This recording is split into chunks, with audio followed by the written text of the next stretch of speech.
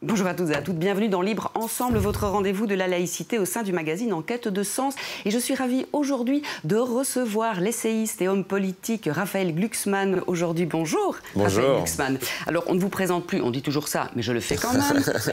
En 2018, vous lancez le parti Place Publique, puis à la tête d'une liste réunissant Place Publique, le Parti Socialiste et Nouvelle Donne. Vous êtes élu aux élections européennes de 2019 et aujourd'hui, vous siégez comme député et vice-président de la sous-commission des droits de l'homme du Parlement européen. On en reparlera. Et vous êtes là aujourd'hui pour nous parler de votre dernier ouvrage, Lettre à une génération qui peut tout changer. Alors vous dites qui va tout elle changer. Peut et elle va. Non seulement elle peut, mais elle va le faire. Parce que vous dites dans ce livre que vous les avez vus à l'œuvre, ces jeunes-là, et vous tordez le cou un peu à tous les adultes qui appliquent la double contrainte, la double bind, là, comme vous dites, entre tout est votre faute, mais en même temps, vous n'y pouvez rien, allez-y, changez tout. Qu'est-ce que vous avez vu? Comment les avez-vous vus à l'œuvre, ces jeunes-là? Et pourquoi vous leur faites une lettre? Vous leur écrivez cette lettre? En fait, j'en peux plus de ce discours fataliste qui dit... Voilà, on ne peut rien changer. Et de toute façon, la jeunesse est apathique, elle est individualiste, elle s'investit plus en politique, elle veut plus rien faire de sa vie dans le domaine public et elle est au fond rivée sur ses écrans, complètement narcissique, à prendre des selfies toute la journée. Et moi, c'est pas du tout l'expérience que j'ai. Moi, l'expérience des combats que j'ai, c'est que des centaines de milliers de jeunes prennent à bras-le-corps une cause dont personne ne voulait parler, par exemple la déportation des Ouïghours dans les camps de concentration en Chine, et l'imposent dans le débat public, ou alors sur la question climatique. Et ce que je vois partout où je vais et partout où je mène des combats, c'est la mobilisation d'une génération qui a 20 ans, qui a 25 ans, qui parfois a 30 ans, mais qui est née dans un monde en perspective d'effondrement, qui est née dans un monde tragique, et qui finalement est beaucoup plus investie, beaucoup plus puissante politiquement que ma génération à moi, où en gros, moi quand j'avais 20 ans, on me disait t'as le choix entre Juppé et Jospin, et ça sera le grand choix. Bon franchement, vous jouez pas votre vie en votant Juppé ou Jospin, enfin on peut préférer l'un ou l'autre, mais c'est pas une question de vie ou de mort. Et aujourd'hui, les questions qui se posent, c'est effondrement climatique ou sauvegarde du monde, c'est plonger dans un modèle autoritaire ou régénération de la démocratie, c'est des questions qui sont profondément tragiques. Et ces jeunes, je crois, vont faire irruption dans le débat public. Je les ai vus à l'œuvre et je pense qu'ils ont l'énergie, la volonté et aussi la naïveté, en un sens, parce que moi, c'est une valeur que j'admire, la naïveté qui manque à nos dirigeants qui sont en fait revenus de tout sans avoir été vraiment nulle part. Vous le dites, ce qui a été un tournant, c'est cette rencontre avec un petit groupe ouïghour qui est venu dans votre bureau au 11e étage du Parlement européen vous interpeller sur cette cause sur laquelle tout le monde faisait silence, dont personne ne parlait. Moi y compris. Oui, bien sûr. Et donc, moi, quand j'ai été élu au Parlement, je me disais, mais bon, parce que j'ai pas envie de devenir un politique comme les autres, et donc je me disais, OK, ce que je peux faire, c'est être la voix des sans-voix dans les institutions. Et donc, j'ai reçu comme ça des délégations de gens qui étaient persécutés et dont personne ne parlait. Et à un moment, je reçois une délégation de membres de la diaspora ouïghour, dont certains rescapés des camps chinois. Et en fait, pendant ce rendez-vous qui devait durer 1 heure et qui en a duré 4, il y avait...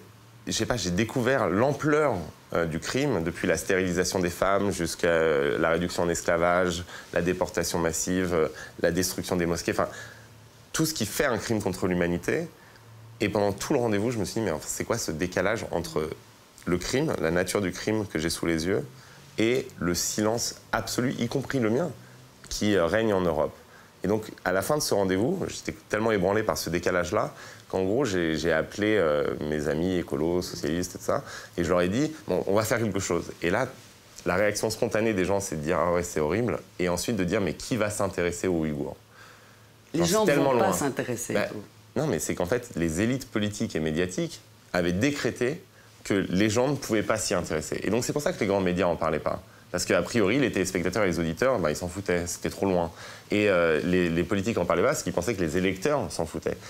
Et donc, ce qu'on a réussi à faire grâce à ces jeunes, grâce à ces centaines de milliers de jeunes français et belges, d'ailleurs, vraiment, c'est dans l'espace francophone, puisque moi, je parle français, mais on a réussi à imposer ce thème et à montrer qu'en fait, les gens ne s'en foutaient pas, qu'un crime contre l'humanité pouvait intéresser l'humanité tout entière, et que finalement, tout ce qu'on disait sur les droits de l'homme c'est dépassé, toute cette rhétorique universaliste est morte, eh bien, c'était complètement faux, et que l'alibi, les gens ne s'y intéressent pas, a volé en éclats sous les coups de boutoir de ces jeunes-là. Grâce aux réseaux sociaux aussi. On fustige toujours les réseaux sociaux, mais là, votre ami et collaborateur vous dit on va faire passer ça, un message sur Instagram, sans photo, rien que du texte, et tu vas voir que ça va marcher. C'est mon côté vieux con, c'est que quand il me dit ça, moi je regarde, je fais on va pas mettre des couchers de soleil pour faire passer des messages. Eh ben si, ça marche. On n'a pas mis de coucher de soleil, mais par contre on a mis juste des phrases et que du texte, parce que sur un réseau d'images on met que du texte, mais en fait, le pari qu'on avait, c'était de dire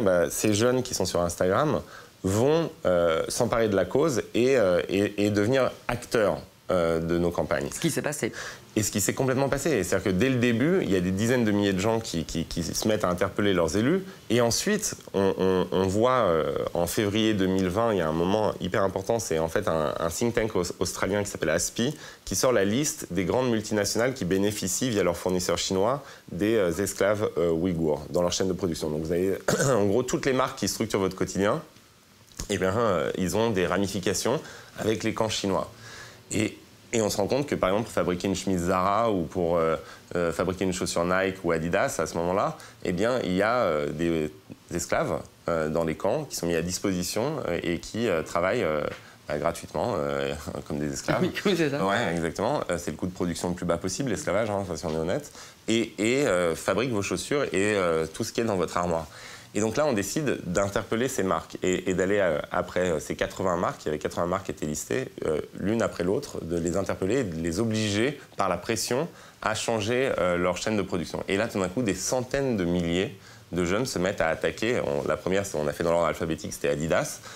Et on se rend compte de la puissance, en fait, de ces jeunes et de l'impact que ça a sur les grandes marques, puisque tout d'un coup, alors franchement, si le Parlement européen avait fait une enquête, ça aurait mis des mois, des années. Mais ouais, des années déjà, et en plus, franchement, ils en avaient rien à foutre. Mais là, tout d'un coup, leur cœur de cible, c'est-à-dire les jeunes qu'ils ont envie de séduire, se mettent à les interpeller, mais de manière ultra massive, et on voit l'ébranlement, en fait, dans les dirigeants des multinationales qui décident de changer pour certaines d'entre elles, par exemple Adidas ou Lacoste, et pour d'autres refusent, comme Nike ou Zara, mais décident de changer leur chaîne de production. Et là, on a compris, en fait, le pouvoir que ces jeunes avaient à condition de l'exercer. Et c'est vraiment le sens du livre, en fait. J'essaye de leur dire, bien sûr que chacun d'entre nous, on a une voix qui nous dit à quoi bon, qui suis-je pour agir, finalement, face à une multinationale, qu'est-ce que je peux changer, moi, face à un État comme la Chine, qu'est-ce que je peux changer. Et en fait, c'est pas vrai. On a chacun un pouvoir. Alors, bien sûr, si on est seul, ça va pas. Seul, moi j'attaque Adidas, ça va pas marcher. Vous donnez quand même quelques exemples de révolutions qui ont marché seules. Mais seul par l'exemple, c'est-à-dire qu'en fait, ce qui est fascinant et ce que les partis politiques n'arrivent pas à comprendre, parce qu'ils n'ont pas la mentalité pour le capter, c'est qu'en fait, les nouveaux mouvements insurrectionnels, démocratiques qui ont réussi dans le monde, depuis les révolutions de couleur à l'Est, les révolutions arabes ou les mouvements de contestation de certaines politiques, eh bien, tous ces mouvements fonctionnent sur le même principe, c'est-à-dire qu'il n'y a pas un parti, un leader, c'est vraiment un moment de surprise où les gens ne sont plus simplement des gens qui suivent un chef, mais sont les acteurs de leur propre vie. C'est-à-dire qu'en fait, ils disent à un moment, je ne consens plus à l'autorité, je vais dans la rue, je me manifeste. Et il parle vrai. Et je suis présent. Et le discours qui est produit par ça, il n'a rien à voir avec la logorée traditionnelle des partis politiques. C'est ce que vous expliquez évidemment. Donc vous offrez ce livre aux jeunes, un peu pour les remercier finalement. Vous dites,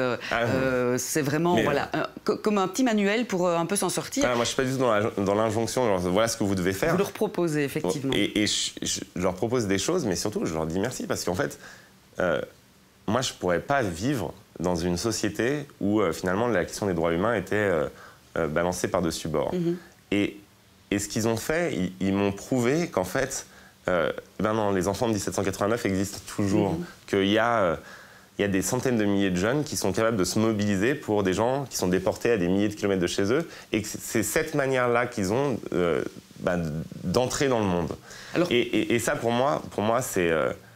c'est vital. Donc d'abord, ça commence par un merci, en fait. C'est merci d'avoir eu cette flamme que nos dirigeants ont perdue. Et moi, c'est toujours ce décalage entre mes rencontres avec les commissaires européens et de l'autre côté, les actions qu'on mène avec les jeunes, où les commissaires européens me disent « Mais de toute façon, t'es bien gentil, mon coco, mais en réalité, c'est impossible, tout ce que tu veux est impossible, on ne peut rien changer, et de toute façon, l'Europe est sur le déclin, alors qu'on est... Alors c'est ça justement que j'allais dire, vous leur offrez donc une proposition de méthode, en quelque sorte, hein, pour faire révolution, et puis après pour atteindre le pouvoir, et changer les choses, et puis vous leur expliquez d'abord dans quelle pièce ils jouent, finalement, cette Europe. Et alors c'est marrant, parce que vous avez une belle formule, vous dites que l'Europe a une terrible gueule de bois, après 5 siècles de cuite, et que c'est épouvantable, et qu'on en est arrivé là pour ça.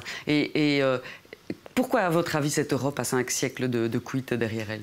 Vous savez, c'est dans la pièce Cinna de Corneille, il y a Auguste qui, à la fin, pardonne au traître qui a voulu le renverser et qui dit « Je suis maître de moi comme de l'univers ».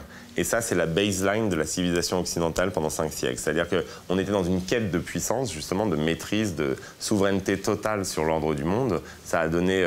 des choses extraordinaires, ça a donné aussi le colonialisme, ça a donné le communisme le plus totalitaire, enfin ça a donné des choses horribles.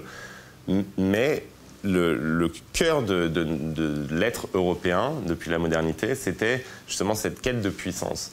Et on a vu à quelle aporie ça conduisait, et donc on a vécu là depuis 40-50 ans dans une sorte d'immense gueule de bois, où finalement à la démesure et à l'hubris a succédé la prostration et la haine de soi. Et ce que j'essaye de dire, c'est que... Et le manque d'épopée, hein. Vous dites que le peuple français est un peuple d'épopée, de récits. Il n'y a plus de récits ni français, ni européens, finalement. Bien sûr, on s'est toujours vécu comme étant l'avant-garde de l'humanité en France. Alors des fois, c'est un côté ridicule, d'autres fois, un côté très noble. Mais fondamentalement, on avait un sens, on avait un destin épique à réaliser. Et aujourd'hui, on n'en a plus. Et donc c'est ça la déprime française en particulier, parce qu'on était encore plus imbu de notre propre récit que les autres, mais européenne en général.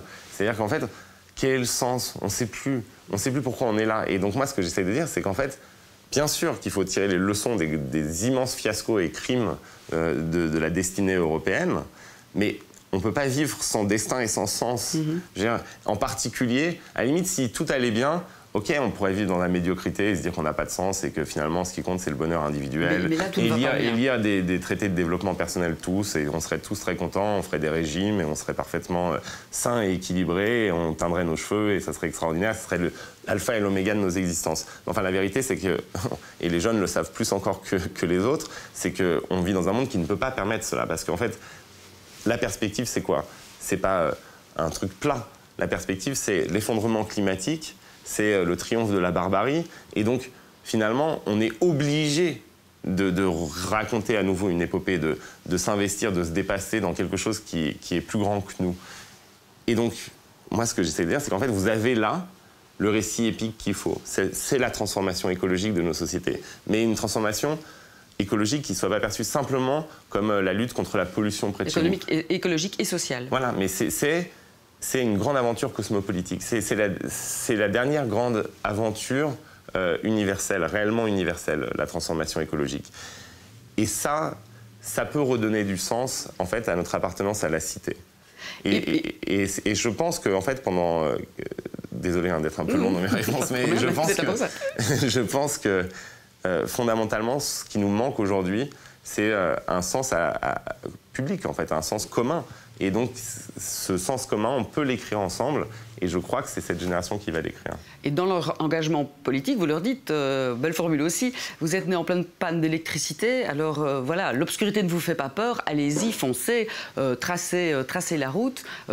L'effondrement des partis politiques ne vous touche pas puisque vous n'adhériez à aucun d'eux. Donc tout est possible en quelque sorte. Et puis alors vous leur donnez des méthodes comme ça, hein, des méthodes en plusieurs points pour les guider. C'est un peu un tract politique que vous faites là, que vous proposez. Raphaël alors c'est un programme en tout cas. Alors il y a un programme au sens pas de programme électoral, mais de grands axes de transformation, et donc j'essaie d'esquisser un programme de changement de paradigme et de société. De changer de paradigme, par exemple sur une question à mon avis qui est centrale, c'est la question de la production, c'est-à-dire qu'on est devenu un continent de consommateurs en Europe. Et en France et en Belgique, c'est hyper clair. C'est-à-dire qu'en fait, on s'est rendu compte pendant la pandémie qu'on n'était plus capable de produire des masques, plus capable de produire des blouses, plus capable de produire du curare, plus capable de produire du Doliprane, et qu'en fait on s'était installé dans un rapport au monde qui était un rapport de consommation pure. Sans s'étonner. Et donc, voilà, il faut une catastrophe pour qu'on s'étonne soudainement. Ça s'est fait quasiment naturellement. Et on a déménagé la production en Chine en particulier. Et donc, on a un destin comme ça de doigts gavés au Made in China. On consomme donc les biens produits en Chine, on consomme la sécurité produite aux États-Unis. Donc on vient de voir en Afghanistan qu'il n'y avait plus de sécurité à consommer, donc, puisque les États-Unis se retiraient. Et donc on s'est installé comme ça dans un rapport de consommation au monde. Or, si on veut être maître de notre destin, il faut qu'on produise. Donc il y a des choses à faire pour à nouveau devenir producteur. Et c'est des choses assez simples à l'échelle européenne à faire. Simplement, elles ne sont pas faites parce que les gens qui nous dirigent pensent que finalement, ce destin de consommateur, c'est le destin ultime de l'humanité. Et vous avez un beau chapitre sur le lobbying européen aussi, voilà. évidemment. Et que ce grand déménagement du monde, il a bénéficié à des gens. Enfin, je veux dire, vous êtes actionnaire d'une multinationale, et ben, cette idée d'aller produire tous les biens en Chine et de les vendre chez nous, ben, ça vous dégage des marges absolument hallucinante, ça vous permet des dividendes extraordinaires, mais la réalité c'est que ça a un impact climatique désastreux et que donc si on veut être sérieux sur la lutte contre le dérèglement climatique, il va falloir mettre fin à cette organisation-là du monde, et deux, ça a un impact social et psychologique et politique et mental et quasi civilisationnel désastreux ici. C'est-à-dire qu'en fait on s'est mis dans la peau, le consommateur c'est celui qui a un rapport au monde de spectateur en fait. Et de zappeurs, de spectateurs, mais qui a plus de rapport de production de son propre destin. Et pour moi, c'est une calamité. Ça explique le fatalisme ambiant en Europe. Vous savez, il y a un grand philosophe allemand qui s'appelle Hegel, qui a très bien expliqué ça dans la dialectique du maître et de l'esclave. La dialectique du maître et de l'esclave, c'est un jour, il y a quelqu'un qui arrive et qui dit « je suis maître », et l'autre, l'esclave, se soumet, est soumis, et progressivement, le maître va déléguer à l'esclave l'ensemble des activités productives. Et donc l'esclave va produire pour le maître, et le maître est dans un rapport de consommateur.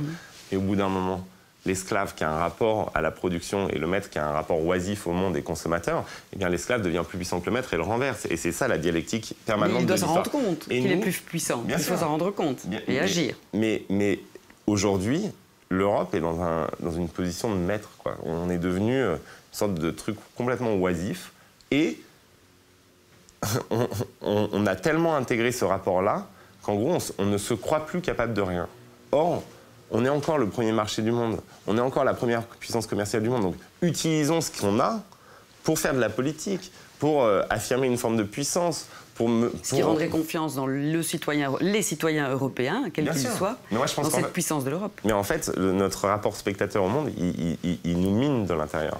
Et c'est ça qui fait qu'on ne se croit plus capable de rien. Et donc, ce qu'on fait à une échelle micro avec nos campagnes, eh bien, c'est de montrer aux gens qui sont les acteurs et les producteurs de ces campagnes. Moi, je ne considère absolument pas les citoyennes et les citoyens, et les jeunes en particulier, comme des récepteurs d'un discours. Ils doivent être acteurs, acteurs de ce discours, acteurs des campagnes menées. Et en fait, en étant acteurs, je vous jure, quand vous échangez avec eux, c'est incroyable, ils expliquent la joie qu'a procuré, par exemple, la victoire contre Adidas, contre Lacoste, contre H&M. Parce que tout d'un coup, ils se sont rendus compte qu'ils avaient leur mot à dire sur le monde et qu'en fait, ils pouvaient le changer. Alors, à une échelle petite, qui est la chaîne de production d'une grande entreprise, mais qu'ils pouvaient changer les choses. Et ça, en fait, savoir ça, se rendre compte de son pouvoir, ça procure de la joie. Et en fait, dans un monde où on a, je sais pas, des actualités qui ressemblent à une série de catastrophes, les inondations, les incendies, la chute de Kaboul, ça, on regarde ça et on se dit, mais attends, qui puis-je ? C'est pouvoir se faire son propre récit pour ne pas non plus tomber dans le récit des populistes qu'offrent les populistes, que les surportent, je dirais. C'est ça le problème, la montée des extrêmes. Mais bien sûr, mais moi j'ai un rapport. J'essaye de dire à mes amis qui sont juste dans le truc, ouais, les populistes sont méchants, et ça. Oui, mais ok. Très bien, une fois qu'on a dit ça, c'est parfait. La vérité, c'est que nous, on ne produit plus rien. Donc, évidemment, qu'un Zemmour, eh bien, il produit des idées, il les impose au cœur du débat public, et ensuite, tout se focalise pour ou contre Zemmour. Mais à partir du moment où tout se focalise sur pour ou contre Zemmour, il a gagné. Enfin, je veux dire, ça peut rien. Donc, moi, ce que j'essaie de dire, c'est très bien de résister à Zemmour et de fact-checker ses discours et tout ça. Enfin, si c'est ça ce qu'on a à proposer au monde... Si ce n'est que ça. Si c'est que ça, non, ça va pas marcher, non, ça c'est sûr. Et donc, ce qu'il va falloir qu'on fasse, nous, c'est proposer nos propres idées et dicter notre propre agenda. Et ce que j'ai essayé de montrer à travers des histoires très précises et concrètes, c'est qu'en fait, on peut imposer son agenda. C'est pas... Zemmour, il profite du vide. Et le vide, il est chez nous. Enfin, donc, en fait, c'est nous-mêmes qu'il faut interroger. Et ce que je ne supporte pas, c'est en fait ce truc très de gauche, là, qui est... La capacité à toujours croire que c'est la faute des autres si en fait on est nul. Non, il y a un vrai problème.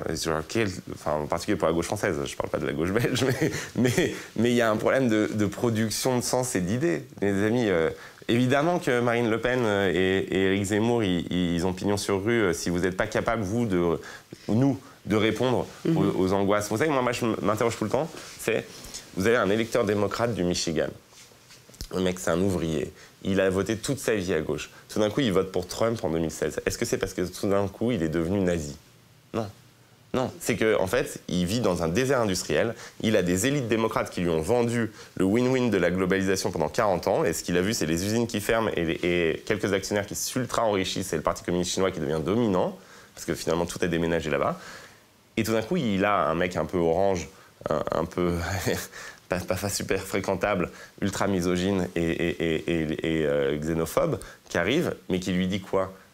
Il lui dit, moi, je vais mettre fin à cette fadaise du win-win de la globalisation et je vais défendre les jobs aux États-Unis. Et je vais mettre fin aux accords de libre-échange. Bah, mais si on ne comprend pas ce qu'il y a de séduisant dans ce discours-là, pour quelqu'un qui a vu toutes ces entreprises fermées, qui s'est retrouvé au chômage, franchement, autant donner les clés directes de l'Élysée à Marine Le Pen. Donc ça ne sert à rien de dire simplement « no passaran ». Ce qu'il faut, c'est répondre à cette angoisse-là. Vous pensez aussi qu'on a une responsabilité, nous les médias, dans ce débat public, dans cette tribune. Je prends l'exemple du procès qui va durer 9 mois, qui a débuté des attentats de Paris. On offre une tribune énorme à Salah Abdeslam, qui devient presque un héros pour certains, qui pourrait en tout cas devenir un héros et être suivi et faire des émules dans les gens qui le regardent, alors qu'on dit mais regardez le beau procès démocratique, en tout cas droit de l'homiste que nous offrons.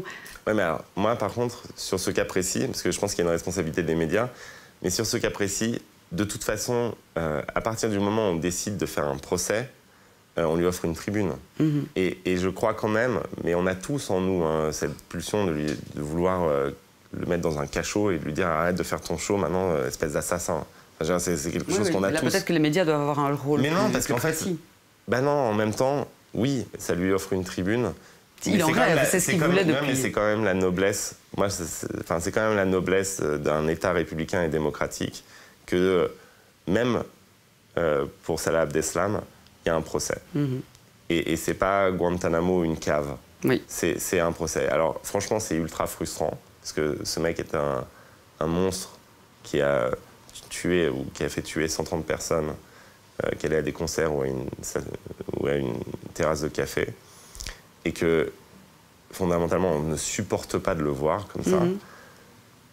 Mais c'est un effort sur soi qu'il faut faire. Et ça, franchement, il n'y a pas de critique des médias à avoir ou de critique de la justice. On a fait le choix de la justice. Et vous ne pensez pas que ce n'est pas dangereux? Vous ne pensez pas? En même temps, ça montre qu'à la fin, c'est la justice qui compte et qui passe, quoi. Donc, bien sûr, mais les gens qui sont fascinés par son show minable lors de son procès, franchement, on était déjà mal partis avec eux. Donc, je ne crois pas que ce procès va créer des émules et vraiment diffuser sa parole. Je pense au contraire que c'est la noblesse. Par contre, il y a une responsabilité des médias, effectivement, dans la pauvreté du débat public. Mais je pense que c'est trop facile pour les politiques de dire qu'il y a une responsabilité des médias. Parce qu'en réalité, il y a d'abord une responsabilité de l'offre politique et du récit politique. Enfin, si les politiques lisent plus de livres, moi je sais pas, qu'est-ce que vous voulez faire? Vous pouvez avoir un média, c'est super. Vous invitez des gens, si les mecs ils ont lu 57 enquêtes d'opinion de l'IFOP mais qu'ils n'ont jamais ouvert Victor Hugo, à la fin ils parleront avec une langue très pauvre. Et finalement, l'appauvrissement du débat public, c'est d'abord le leur. Alors vous reproposez, on le disait, aux jeunes de ressaisir, de reconstruire la cité souveraine, démocratique, républicaine et écologique. C'est cet humanisme écologique qui sera notre monde de demain, notamment puisque nous sommes ici dans une émission de la laïcité, consacrée à la laïcité, une laïcité à la française. Vous dites c'est le cœur, le fondement de notre République, cette laïcité-là. C'est en reprenant ces bases-là qu'on pourrait s'en sortir. En fait, et les rappeler aux jeunes, surtout, évidemment. Moi, je me suis... je suis un vrai républicain et je m'interroge toujours sur comment ce mot de république est devenu vide de sens. C'est devenu une coquille, comme ça, avec des gens qui la portent en Légion d'honneur. Tout le monde dit on va mettre de la république partout, on va mettre de la république partout, mais personne n'est capable de définir ce que ça veut dire. Parce qu'en fait, dans l'idée républicaine, qui est l'idée d'un espace public qui est un dépassement de ce qu'on est spontanément, c'est-à-dire où on va agir en tant que citoyen et pas simplement en tant qu'individu qui est pris dans un environnement, dans son environnement culturel, religieux ou social immédiat. Et ça, c'est devenu vide de sens parce qu'en fait, il n'y a plus de sens à l'espace public et il n'y a plus de grandes transformations à mener ensemble. Et je suis, moi, convaincu que ce qui va redonner du sens à l'idée de république, à l'idée d'espace commun qui nous dépasse, eh ben, c'est la transformation écologique. Parce qu'en fait, pour qu'une république existe, il faut qu'il y ait une perspective tragique, il faut qu'il y ait il faut qu'il y ait un risque qui nous oblige à sortir de nous-mêmes pour pouvoir lui répondre ensemble. Et il faut qu'il y ait un récit qui soit un récit aussi joyeux, parce que la transformation écologique, honnêtement, c'est, enfin, je sais pas, retrouver de l'agriculture dans les pourtours des villes, manger des choses qu'on connaît, qui sont produites près de chez nous sans produits chimiques, c'est quelque chose de joyeux, si on arrive à faire ça à l'échelle d'une nation entière. Et donc, ce mix entre la tragédie et quelque chose qui est très satisfaisant, en fait, à mener comme transformation, je crois que c'est ça qui va redonner du sens à l'idée de République. Mais alors, dans ce cas-là, il ne faudra pas que l'écologie, ça se limite à quelque chose de... d'une polémique sur les arbres de Noël ou je sais pas quoi. On s'est rendu compte aussi que l'écologie et l'humanisme, la santé était circulaire, qu'elle ne faisait qu'un. Bien sûr. Cette pandémie nous a appris qu'effectivement, tout était lié. Bien sûr. Et puis surtout, moi, ce que je trouve absolument enthousiasmant là, dans ce qu'il y a devant nous, c'est que on va revenir aux sources de l'humanisme, mais on va le redéfinir. Parce qu'en fait, l'humanisme européen, ça a été la solitude extraordinaire de l'homme qui remplace Dieu. Donc en fait, au principe de l'humanisme, il y a tout d'un coup cet homme, Dieu est parti, il y a l'homme qui arrive, et l'homme est face à la création comme Dieu au premier jour. Et il se sent maître et possesseur de l'ensemble du monde et de la nature, et il a eu un rapport illimité au monde. Et là, on va redéfinir un humanisme, c'est-à-dire que moi, je crois toujours à cette notion d'humanisme, à cette notion de solidarité humaine, mais en intégrant les limites et en intégrant un rapport au monde vivant qu'on habite. Et finalement, je veux dire, c'est à la fois très flippant, hein, le monde dans lequel on est. On a l'impression que les principes sur lesquels repose notre civilisation sont branlants et dangereux, et en danger, mais c'est aussi extraordinaire. Enfin, je veux dire, on a un stylo là pour écrire un nouveau rapport au monde, un nouvel humanisme, et c'est pour ça que voilà, il faut dépasser la petitesse du débat politique traditionnel et se dire qu'en fait, on a devant nous une grande aventure collective. Et ceci en était la préface. Ceci en était la Raphaël préface. Glucksmann, que vous adressez aux enfants de 1789, d'hier, d'aujourd'hui, nous autres aussi, hein, parce qu'il n'y a pas que les jeunes qui doivent agir, il faut évidemment les soutenir, et vous êtes là pour le faire. Voilà, aux éditions Alary, Lettre à la génération qui va tout changer. Merci beaucoup, Raphaël Glucksmann, Merci pour à vos vous. actions et puis votre engagement. Ravi de vous avoir reçu. Ben voilà, on se retrouve dans une autre édition la semaine prochaine de cette émission Libre Ensemble, en quête de sens. Merci de nous avoir suivis et à très bientôt. Au revoir.